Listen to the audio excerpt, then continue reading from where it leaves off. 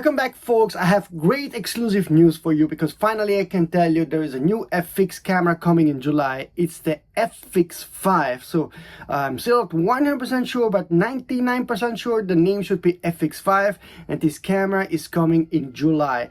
And this is a surprise because we were expecting to get the FX3 too, but basically this is the FX3 too, but just more advanced, okay? And there is no FX3 coming, no FX okay, nor FX22. This FX5 is the one killer compact FX camera that Sony will bring on the market, and it's going to be an intriguing news for sure for people that are interested in an E-mount compact camera. And then I also will share some totally unconfirmed rumor about a second camera coming also in July from Sony. And this is kind of a surprise, and we will talk about this camera soon and the details about the FX5. But before we kick off, the usual reminder to first of all like this video to help me YouTube algorithm, subscribe to the channel, hit the notification button to not miss out the upcoming rumors. So folks, here again I'm in my bungalow in Sardinia in the middle of nowhere with little connection, and it's super hot. It's nearly 40 degrees, so I'm inside this small bedroom, so it's not looking great, and I still haven't shaved, so sorry for that. We'll do it for my next video for sure, but here it's I will make the video in low resolution and upload it in low resolution because the connection is very bad, and it takes forever to upload the video. So this is just the context for this video, so sorry for that. But I'm working constantly with sources, and sourcing are super helpful, and they are sharing info about many announcements coming in July. We should get a new wide angle zoom lens, full frame autofocus zoom lens. I shared an image in my past video. I don't know if this is legit or not, but it looks like this lens is coming very soon, within the next 2 weeks. If it's true, and I think this could be a new camera. I heard the first specs about a new Sigma full frame L and E mount lens autofocus that also is very interesting, should be coming soon. I will share that info in my next video. So there's plenty of videos coming from this bungalow setup, so sorry for that, but I'm working and not giving back an inch to get you the exclusive first info. But now let's talk about the two Sony cameras I heard of. There's also apparently a lens announcement coming in July. That's also something I've heard, but they didn't share details yet. But maybe it's a 16-28 2.0 GM lens that we know does exist, and that will be quite a big announcement if it's going to happen in July. But anyway, now let's talk.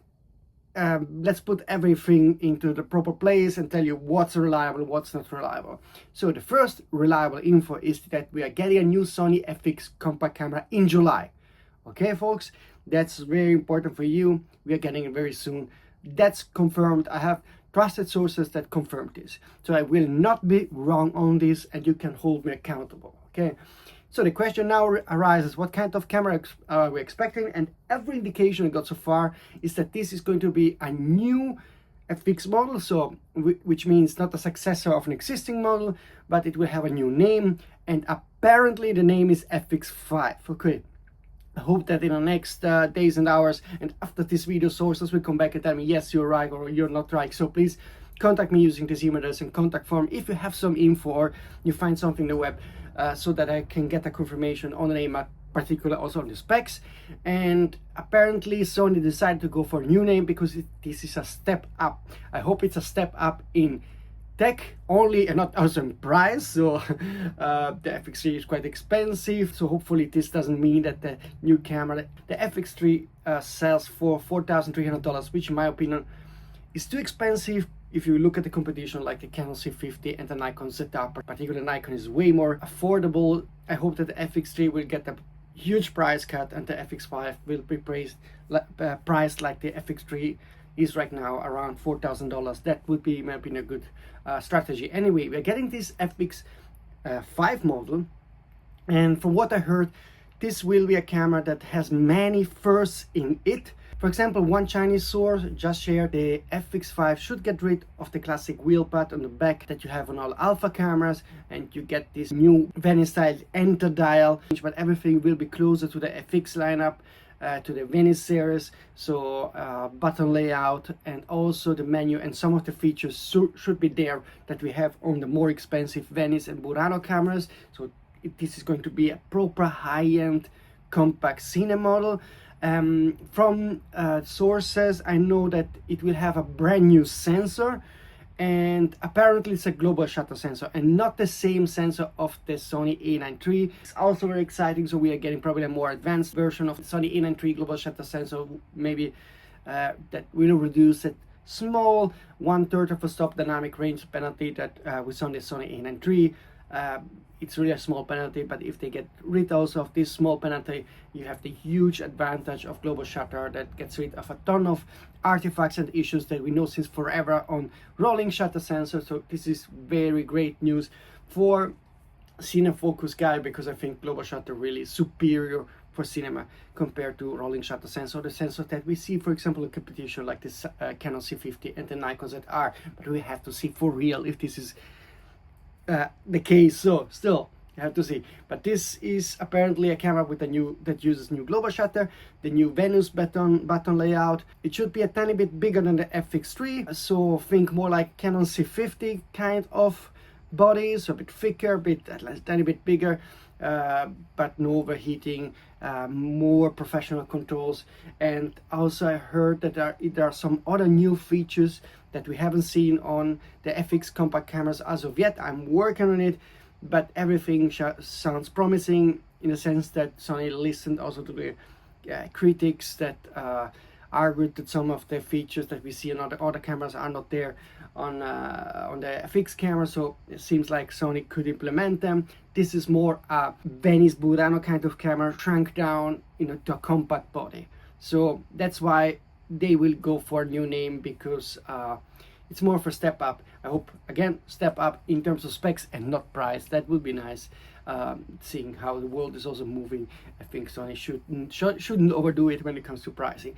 But in my next video, once I can confirm the specs, I will list you the exact sensor specs, the exact recording specs, and so forth. I got some from the sources, so I thank them. They also know that I try to triple check the info, because I want to avoid to do mistakes or give you false hope. Of course I can always do mistakes, but at least if I do this kind of game where I puzzle together all the rumors, more or less 95% of the specs I get them right before a camera launch, and I prefer this way instead of clickbaiting you through as some others do. It's not my kind of style. Okay, that I can do whatever I want. I prefer to have do a good work and post less videos, but more of quality, even if the setup and my look are not matching that quality as of now, that we have to admit.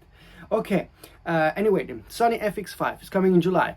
Should get the date of the announcement very soon, but July is the month. Then let's talk about the second camera, which in this case is not a rumor coming from my trusted sources, so I'm now asking my trusted sources to dig into this. I got this from three different news sources, and I'm chatting with them, and that's kind of unusual when I get fake wrong rumors. It comes from one anonymous tipster and that's it, but this are from three news sources. So I'm wondering if they are all three friends and trying to fool me, or indeed if there is something. And I think there's a small chance they are right, because we know that Sony did register 3 cameras. We know there is a new FX5 for sure coming. There is a new entry-level compact fixed lens camera registered in Indonesia, and then another entry mid-level kind of E-mount camera, could be an aps-c E-mount camera, whatever. About that I don't have info. I have info about the second camera, the fixed lens camera, and 3 news sources told me there will be a new RX10 V. So if you remember, the RX4 was announced about 10 years ago. I don't remember the exact year, but it was about 10 years ago, and it had a 1-inch sensor and a 24 to 600 millimeter Zeiss lens. So this is a super zoom compact camera. I don't know if there is a new RX10, if we should expect something similar, like again a 1-inch sensor with a similar zoom and a very conservative update from Sony, or if they're going to get the larger sensor and a different kind of zoom. But there is a market for those kind of super zooms. Panasonic and others are making such models, and they're selling okay and in good numbers. So maybe Sony is redoing a facelift of this camera just to keep it alive and without investing too much. I have no specs that the sources gave me, but I hope that after this video again I will get some answer, and sources that will contact me here can share the info about one, if this model is true, and indeed if what kind of specs it will have. But the sources told me this is a camera also coming in July. So those three new sources believe this camera is coming, the RX5, and it's coming in July. So we would get Sony FX5, this Sony RX5. So this let me know in the comment section if you would be happy with all of those cameras or not. I was expecting to get RX108. My bet was on that camera, so I'm surprised to hear that the RX5 might be a possibility. Let's see in the next videos. I'm still working from the hot 40-degree Celsius beach. That really makes me suffer. I'm there with the phone and always chatting and emailing around. And some of the new sources also told me a lens would also be coming in July without giving specs. Could be, like I said before, the 1628 2.0 GM that I know Sony is ready to launch. So maybe this is the lens coming. This would make three great products, quite different products, that Sony would announce in July. And then we will get other announcements from Sony in September, October, November. So there's more stuff coming. This year for Sony is bigger than last year in terms of number of announcements, particularly when it comes to cameras. So subscribe to the channel and hit the notification button, because otherwise you miss it. It's going to be a hot time, and hopefully I can get also some images of this FX5. I'm curious to see how much they changed it, if it's going to be the one camera that we're hoping to get after the Canon C50 and the Nikon ZR launch. I would love it, would have the big huge chunky screen of the Nikon ZR, but that's just me now hoping that this will be the case. I didn't get any indication about the back screen. But this is it for July. I repeat, if you're more like an alpha shooter like me and you're more interested in alpha gear, there's probably a 1628 GM lens coming, but also some new alpha cameras late in the year, so it will be busy. Okay, folks, that's it for today. I will now go back with my kids, and hopefully within the shortest amount possible, I can give you some exciting news and probably images of these cameras and lenses coming in July. See you very soon.